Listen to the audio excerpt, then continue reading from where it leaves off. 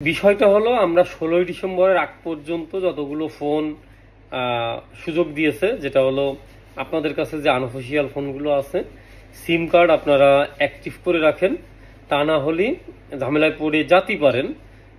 Registration প্রক্রিয়াটা যদি মানে খুবই সহজ না হয় সেক্ষেত্রে ঝামেলায় পড়বেন। তো আপনাদের কাছে বিদেশের থেকে অনেকেই ফোন পাঠাইছে, অনেকেই এইরকমও আমার কাছে আছে প্যাকেট এখনো বক্স খুলিনি, এখনো বিদেশের থেকে ফোন পাঠাইছে ওইভাবে রেখে দিয়েছে, ঠিক আছে। তো আপনাদের ওই ফোনগুলোকে আপনারা অ্যাক্টিভ করে ফেলেন, জাস্ট সিমটা ঢুকায় 5-7 মিনিট কথা বলেন, অ্যাক্টিভ হয়ে যাবে ফোনটা। মানে আনরেজিস্টার্ড যে ফোনগুলো সেইগুলোতে সিম কার্ড ঢুকানোর পরে যদি আমাদের ফোন ওপেন না হয় তাহলে কি ধরনের সমস্যা হবে সে ধরনের একটা কথা বলি। আমাদের দেশে মনে করেন কোনো বিদেশি আমাদের দেশে আসছে এবং বিমানবন্দরে নামছে, এবং এই জিনিসটা আমি আপনাদের যারা বিটিআরসিতে আছেন তারা যাতে এই জিনিসটা খেয়াল রাখেন। সেটা হলো যারা বিদেশ থেকে আসতেছে, মানে আমাদের দেশি মানুষ না, তারা তো একটা ফোন নিয়ে আমাদের দেশে আসে এবং ফোন নিয়ে আসার পরে আমাদের দেশে ঘুরতে আইছে। তো তারা যখন একটা সিম কার্ড নেবে আমাদের দেশ থেকে, তখন তার ওই ফোনে যখন খুব কুইকলি মানে সিমটাকে ঢুকাবে তখন কিন্তু নেটওয়ার্কটা পাবে না। তো তাদের জন্য আরো ইজি কোনো ব্যবস্থা করা যায় কিনা এটা আপনারা একটু খেয়াল রাখেন। তার কারণ হলো সে যখন আমাদের দেশে ঘুরতে আসবে, ফরেনার কিংবা কাজে আসবে, ট্যুরিস্ট হিসাবে আসবে, তখন তো আমাদের দেশের একটা সিম অবশ্যই সে কিনবে। তো যখন কিনবে তখন সাথে সাথে তো সে নেটওয়ার্কটা পাবে না। তো ফরেনারদের এই বিষয়গুলো কিভাবে তারা খুব কুইকলি যাতে এই সার্ভিসটা পেয়ে যায়, এয়ারপোর্টে হয়তো কোনো কিউআর স্ক্যানার কিংবা যখন ইমিগ্রেশন হবে তখনই হয়তো তার ফোনটাকে ডাটাবেজে নিয়ে নেওয়া, হ্যাঁ, এই যে যে বিষয়গুলো আছে এগুলো তো মানে আমার চেয়ে বেশি বুদ্ধি নিশ্চিত বিটিআরসির লোকের আছে। সোলো কিংবা ডাউন না থাকে, আমি এই বিষয়টা নিয়ে কথা বলতেছি। দেখা গেল সে গুরুত্বপূর্ণ কাজে মিটিংয়ে বাংলাদেশে আসছে, আমাদের দেশে আসার পরে সে দেখলো যে সে ওয়াইফাই থেকে বেরোনোর পরে আর নেটওয়ার্কটা পাচ্ছে না। আর এয়ারপোর্ট যে এরিয়াগুলো আছে এগুলোতে এয়ারপোর্টের এরিয়া এবং বিশেষ যে এরিয়াগুলো আছে এগুলোতে ফ্রি ইন্টারনেট দিয়ে দিতে হবে, তা না হলে এয়ারপোর্টে যারা আসবে মানে বাইরের দেশের তারা খুবই বিপদে পড়ে যাবে। যাদের বাংলাদেশি সিম নিয়ে ঢুকায় ইন্টারনেট ইউজ করতে অনেকেই আছে, তখন তো সেই সুবিধাটা আর পাবে না, কারণ তার ফোনে সিম কার্ড ভরলে আর নেট চলবে না। তো এই বিষয়টা আমি মনে হয় আমার মতো করে ক্লিয়ার করতে পারছি। আমি তো মোবাইল সার্ভিসিং এর কাজ করি প্রায় 25 বছর অ্যাটলিস্ট। তো মোবাইল সার্ভিসিং এর কাজ করার কারণে বিভিন্ন ফাঁকফোকরগুলো আমার জানা আছে, যার কারণে আমি তুলে ধরলাম বিষয়টা। আনঅফিসিয়াল যে ডিভাইসগুলো আছে এগুলো তো লাগেজের মাধ্যমে আসে, এবং লাগেজের মাধ্যমে আসার কারণে আপনারা কিন্তু সার্ভিসটাও ঠিক মতো পান না। আর আনঅফিসিয়াল ফোনগুলো 16 তারিখের আগের যেগুলো আছে, মানে 16 তারিখের পরে যেগুলো আছে সেইগুলো অ্যাক্টিভ হবে না। তো আপনাদের অনেকেরই ফোন আছে বাসা বাড়িতে পড়ে আছে। আমাদের যেহেতু সার্ভিসিং এর দোকান, অনেকেই বলে যে আমাকে বিদেশ থেকে পাঠাইছে, আমি এখনো ফোনটা ওপেন করিনি, শখের কারণে আলমারির ভিতর রেখে দিয়েছে, তুলে রেখে দিয়েছে, ইনটেক অবস্থায় আছে। যারা এইরকম ভাবে ফোনগুলো রাখছেন তারা অবশ্যই ফোনগুলো বাংলাদেশের সিম দিয়ে আপনারা অ্যাক্টিভ করে নিয়েন, তা না হলে কিন্তু পরে যে ঝামেলা হয়ে যাবে, ঠিক আছে। আমাদের কিন্তু একটা ধারণা আছে যে বাংলাদেশে কেন অ্যাপেল আসে না, বাংলাদেশে কেন পিক্সেল ফোনের অফিসিয়াল আসে না, আছে কিন্তু খুব কম সীমিত।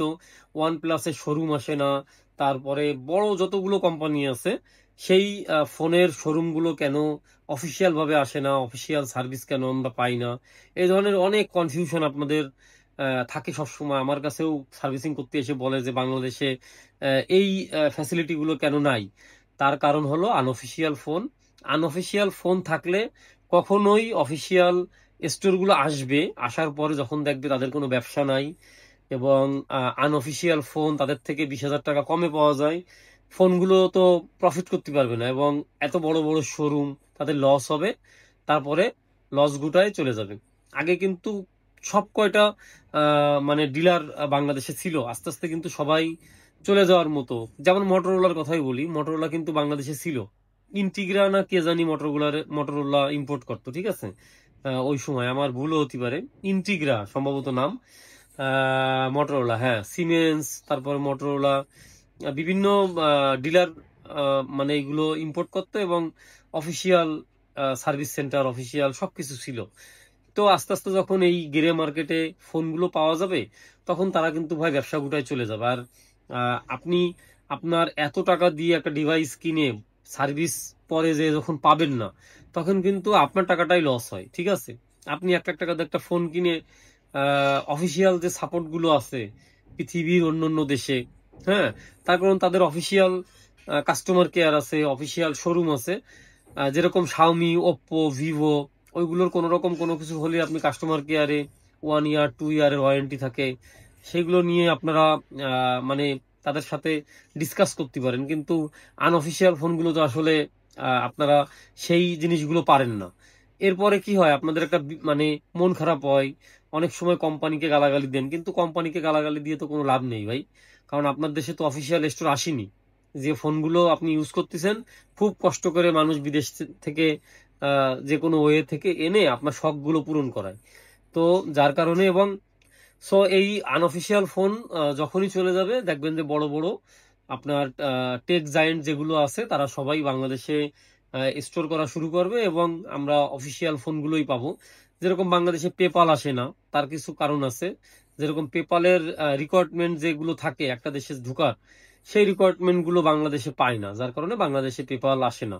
এরকম অ্যাপেল আজীবনেও আসবে না যদি অ্যাপেলের রিকোয়ারমেন্ট ফুলফিল বাংলাদেশে না হয়। এবং বাংলাদেশে যে কয়টা বড় বড় প্রতিষ্ঠান আছে তাদের যে কোম্পানিগুলো আছে, আমাদের দেশে তো স্যামসাং মোবাইল তৈরি করে, কিছু কিছু নির্দিষ্ট মডেল বাংলাদেশেই তৈরি হয়। তো তারা অফিসিয়াল এবং আনঅফিসিয়ালের পাল্লাই পড়ে তাদের অফিসিয়াল ফোনগুলো কম বিক্রি হয়। তারা যার কারণে মনে করেন তো টেকনো আছে, ভিভো আছে, ওপ্পো আছে, এবং আপনার যখন বড় বড় কোম্পানি এই দেশে আসবে তখন আমাদের দেশেই তাদের কোম্পানি গুলোকে খোলা লাগবে, আমাদের দেশেই ফোনগুলোকে তৈরি করা লাগবে, এবং আমাদের দেশে অবশ্যই সার্ভিসিং সেন্টার দেওয়া লাগবে, এবং ফোনগুলো কেনার পরে আপনারা সার্ভিসও পাবেন। আপনি একটা ফোন কিনতেছেন, কেনার পরে 15 দিন পরে নষ্ট হয়ে যাওয়ার পরেই আপনি টোটালি জিরো হয়ে যাচ্ছেন। ঠিক আছে, আপনি ফোন কিনতেছেন, ফোন কেনার পরে দেখলেন বিভিন্ন রকমের প্রবলেম। হ্যাঁ, তো এই জিনিসগুলো তো আপনাদের মাথায় রাখতে হবে, তাই না? আপনি আবেগে পড়ে কথা বললে তো কাজ হবে না। তো এই ছিল অফিসিয়াল আনঅফিসিয়াল ফোনের একটা শর্ট ডেসক্রিপশন আমার কাছ থেকে। অফিসিয়াল ফোনগুলো আপনারা আসার পরে আপনারা সাপোর্টটা পাবেন। ঠিক আছে, আনঅফিসিয়াল ফোন কিনে আপনারা যে জিনিসগুলো আপনারা চান হয়তো আমরা কমে পাচ্ছি, কিন্তু আলটিমেটলি লস কিন্তু আমাদেরই হয়। ঠিক আছে, আর আনঅফিসিয়াল ফোনগুলো 16ই ডিসেম্বরের আগ পর্যন্ত যত ডিভাইস আছে আপনাদের কাছে যেগুলো আপনারা অ্যাক্টিভ করতে পারেননি এখনো, তারা অ্যাক্টিভ করে ফেলেন। ছোটবেলা মানে অনেক আগে যে সময় মোবাইলের ব্যবসায় নতুন নতুন আইসি, তখন ওই সিমে বিভিন্ন রকমের অফার দিত বিভিন্ন কোম্পানি, একটা নির্দিষ্ট টাইম বাইন্ডে দিত। তখন কি করতো, ওই সিমগুলো ভেঙ্গে ভেঙ্গে দেখতাম যে অ্যাক্টিভ করতো, তা নাহলে কিন্তু অফারগুলো পাওয়া যেত না।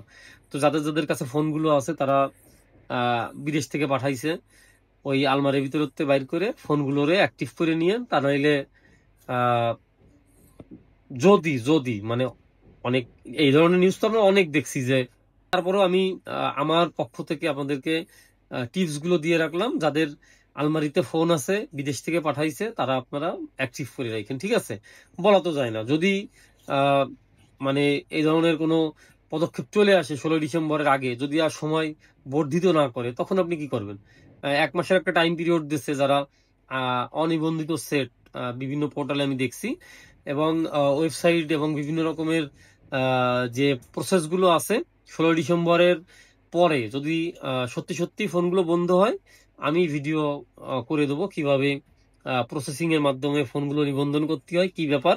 তো ভালো থাকবেন। আর মোবাইল সার্ভিসিং এর যদি কোনো প্রয়োজন হয়, খুলনা নিউ মার্কেটের 2 তলায় 222 নম্বর দোকান দি মোবাইল স্টোর, স্ক্রিনে দেওয়া আছে ফোন নাম্বার। পৃথিবীতে যত ফোন আছে সব ফোনের সার্ভিসিং আমাদের কাছে পাবেন। ঠিক আছে, টাটা।